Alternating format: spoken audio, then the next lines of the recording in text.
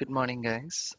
If you remember, in the last session, we discussed about what exactly a method overloading is and method overriding is, and even we discussed about a polymorphism concept and others such. Right. Today, I want to explain about an introduction to the types of polymorphisms, types of inheritance, and as well as an abstract concept as well.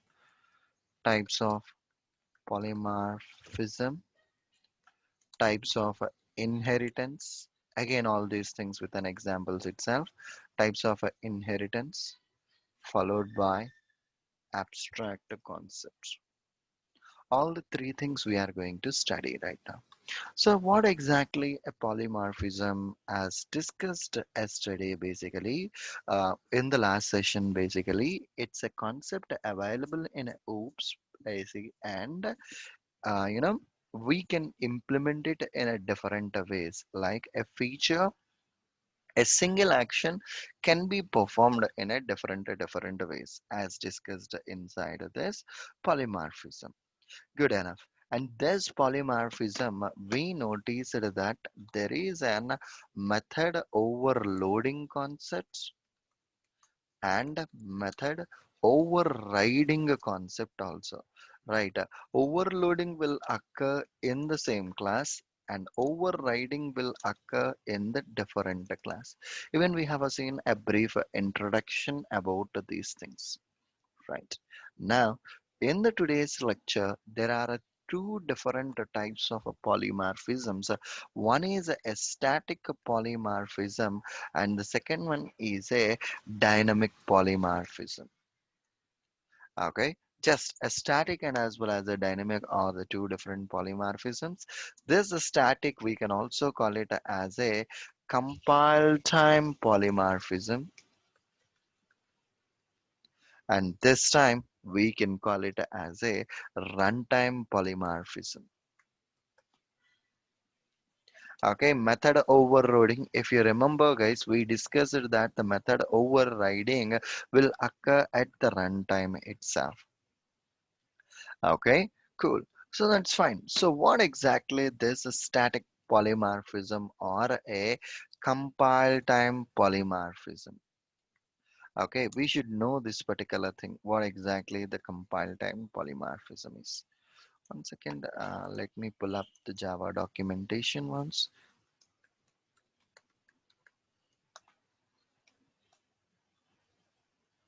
Okay, cool. And I have added overloading and overriding. Yes. So here is the two different times. One is a compile time and as well as a runtime. Okay. A polymorphism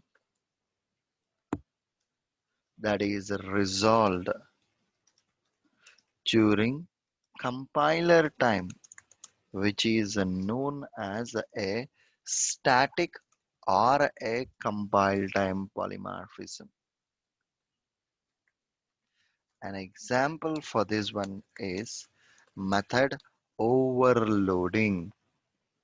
Okay, so you know that method overloading will allows that one method or more than one method with the same name with a different set of arguments. Right. In such situations, it will be loaded in the compile time itself. Okay, good enough. Done the deal. Done up to here. So we have a determined the meta overlay loading with an example. That's fine. And the second thing is a runtime polymorphism. So what exactly this runtime polymorphism? This one we can also call it as a dynamic polymorphism. This we can also call it as a dynamic polymorphism. And this is a process in which a call to the overridden methods is resolved at the runtime. A call to the overridden methods will be resolved at the runtime. Whenever we are executing in the runtime itself, it will be resolving the overridden methods. Hence, we can call it as a hence we can call it as a runtime polymorphism. That's fine. And even we discussed about the method overriding concept in an examples, right? If you remember the method overriding concept, the same definition will be there, all right? The same method definition will be there with a different sets of arguments inside of that. Okay, cool. That's fine. And then the next point on top of this one is this is about a static and as well as a dynamic polymorphisms. The examples, whatever we have discussed in the last session, method overriding and as well as a overloading will falls under the different types of polymorphisms itself. We don't need to discuss about these two examples as we have already discussed these examples in our previous sessions. Right. We had a quick observation on a couple of examples like how the static polymer, how the um method overloading looks like and how the method overriding looks like. We already had a look into them. So that's fine basically. Okay, it's good to go. Okay, cool. And now what I'm going to do right now means let us see some points on inheritance. So what exactly the inheritance we know, right? Inheritance is a concept using which you are establishing a relation between two different classes. An idea behind this inheritance is to okay, and the idea behind this inheritance is to establish a relationship between multiple classes, and extends is a keyword which is used in order to establish the relation between those classes. Good, that's fine. Then the next point of which we need to know is what are all the various types of inheritance we have.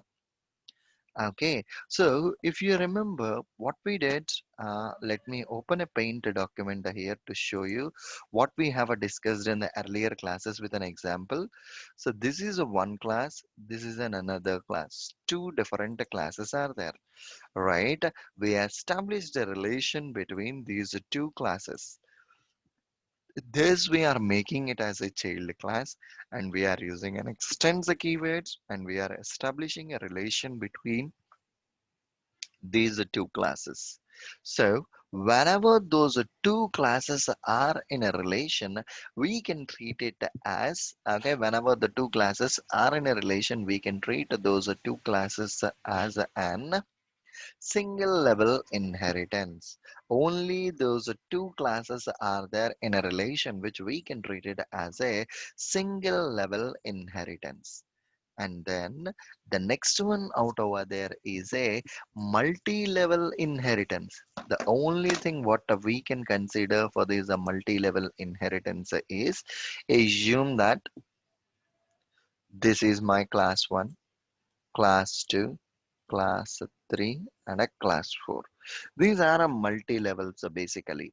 Assume that this is a first parent and a child, and this acts like a parent and this act like a child. This is a parent and this act like a child. If multiple classes are in this kind of a relation, we can treat this particular class as a high level, the complete inheritance as a multi-level inheritance. Let me show you a simple example for this multi-level inheritance. So what I'm doing means let me create a new class, example 23, and public void login. So I'm just defining something here. And now let me create a new class, example 24. And now here I'm using a keyword that extends example 23. So here we are using an extends a keyword between these two classes. So whenever you used an extends a keyword, 23 and 24 are in a relation. Now I'm creating a one more class, example 25. And now what I'm doing means example 25 extends example 24.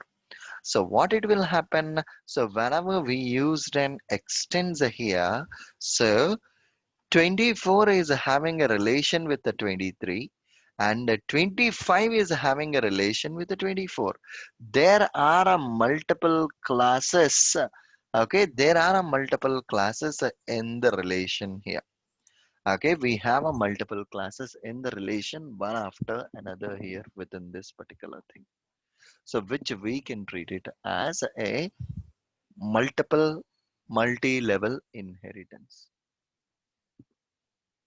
Okay, which we can treat it as a multi-level inheritance concept in Java. Okay, the ultimate point out over here is one class will be extended to another class and another class will be extended to another class. This is a cyclic chain that will rotate in all the classes, which we can treat it as a multi-level inheritance. Good enough. Done the deal. And then the next point, the other type of inheritance, whatever we have here, is an hierarchical inheritance. So here, if you see this example, so here, this is a hierarchical level inheritance. So in such kind of an inheritance, one class can be extended by many subclasses. Okay, one class can be extended by many subclasses. So if you observe right now in the hierarchical example, the screenshot, whatever I have added, B is extending A and C is also extending A. That's fine. A will be a parent class and B and C will act like a siblings. Okay, B and C acts like a siblings basically. One parent with multiple siblings.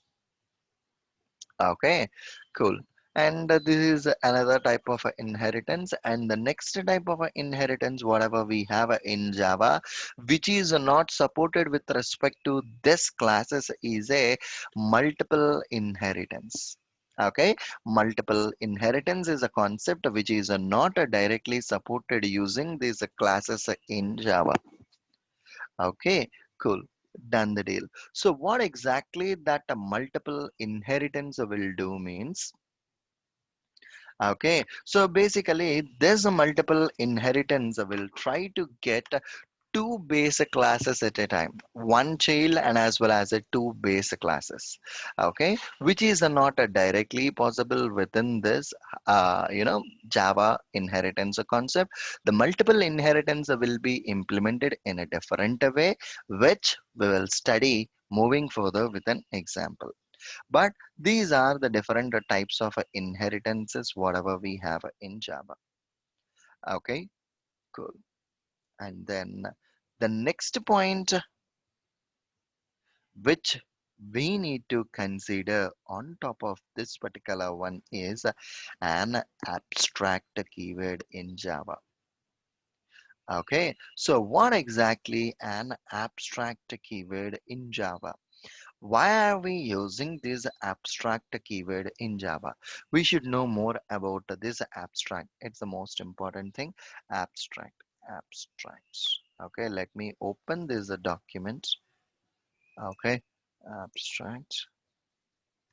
Okay, abstraction. Okay, so here, abstraction or else let's see the abstract class. A class that is declared with an abstract keyword, we can call it as an abstract class. Okay, a class which is declared with an abstract keyword, we can treat it as an abstract class. That's fine. It needs to be extended in a methods. All the methods whatever we have in an abstract class will be extended. Okay, that's fine. Immediately a quick question will rise in our mind. Why I have to define a class as an abstract class? What is the point of creating a class as an abstract class? Right? So abstract means something unimplemented. It means if we create an abstract method, we no need to write down any logics for that method directly. We can define those methods itself. Okay, good. Let me add this point to my running notes. For suppose abstract something unimplemented. If a class contains one or more abstract methods, we can treat it as an abstract class. Okay, we can treat it as an abstract class. If a class contains one or more abstract methods, we can treat it as an abstract class itself. That's the first thing. And the next point, what it will happen means, as it contains an abstract methods here, the point on top of this one is we will create method names but not the logics. That's good.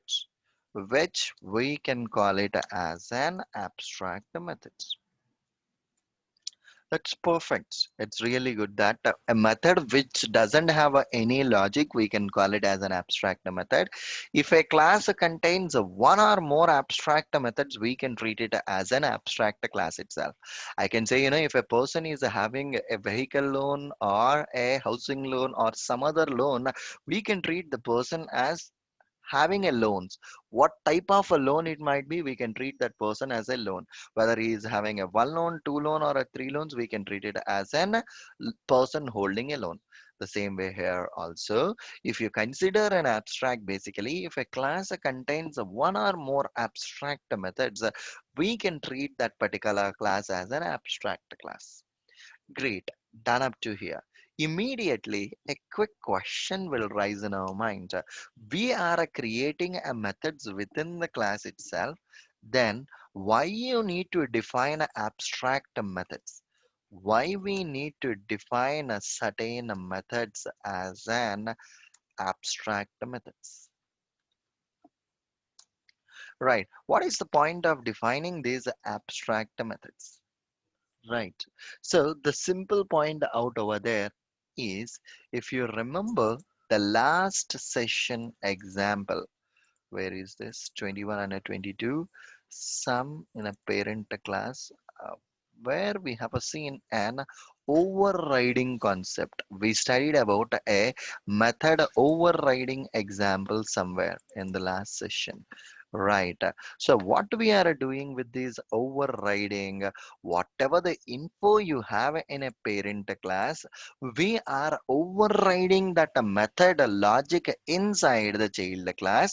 And whenever we are creating an object to the child class, automatically the overriding logic will be executed. Right? So here is an example for that. Parent class example 21 is having a method, and the child class again is writing down a logic for that.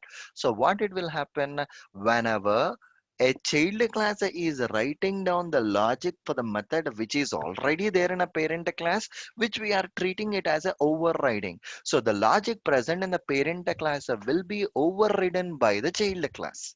Right. This is what the method overriding concept is. So here, what it will happen means, assume that there is an animals class.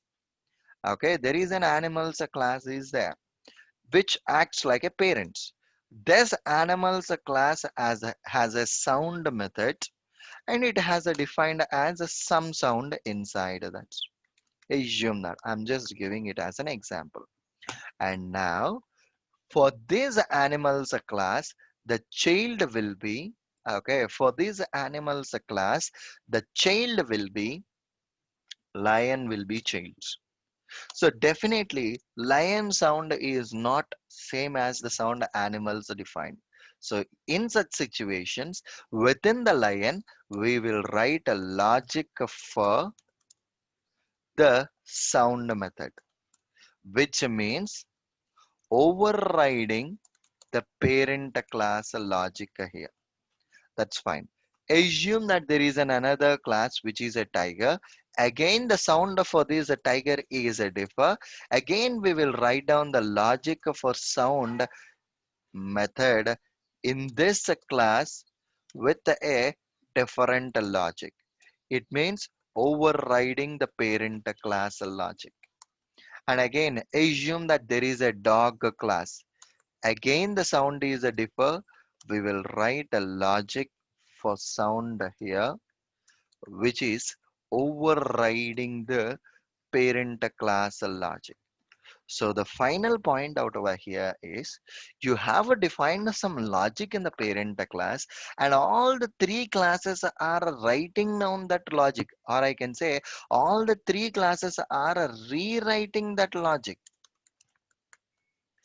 In such situations, what is the point of writing logic in the parent class?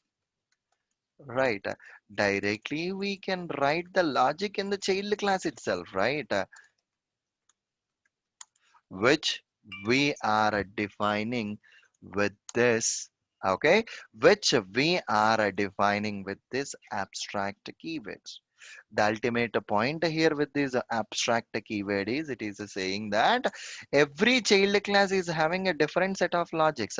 In such situations, then what is the point of defining that logic in a parent class? Directly, let's give us the implementation to the child class itself. So I will say that sound is my method that I have defined in my parent class. Directly write down the logic in the child class itself. It's up to you. Whatever the implementation you want, just have a look into that implementation. Just up to you. Okay. So this concept, we can call it as an overriding and as well as an example for, okay, example for an abstract class. Okay.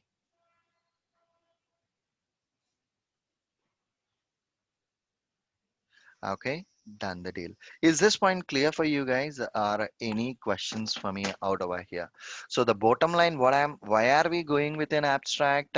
If the child class is having a different sets of logics, instead of writing that logic in a parent class and overriding that logic in a child class, what parent is doing means, anyways, you have a different set of logics. Okay, anyways, you have a different sets of logics. Okay, so instead of I'm writing that, I will make it as an overriding method. So whoever is my child, he should implement that particular logic. Without implementing that, it won't be like my child class. Definitely my child class should implement that particular logic. That's what we are specifying as part of this abstract class and why this abstract class comes into the picture. Am I clear for you guys or any questions on this abstract class? Payal, Payal, Sahiti, Sarita, everyone. Am I clear for you? Yes. Yes. Done the deal. Done up to here. So this is a simple point how we need to consider, and now we need to see an example for this. Okay, we need to see an example for this. So what I will do means, I will create a Java class and I will show you an example for this abstract class. Okay,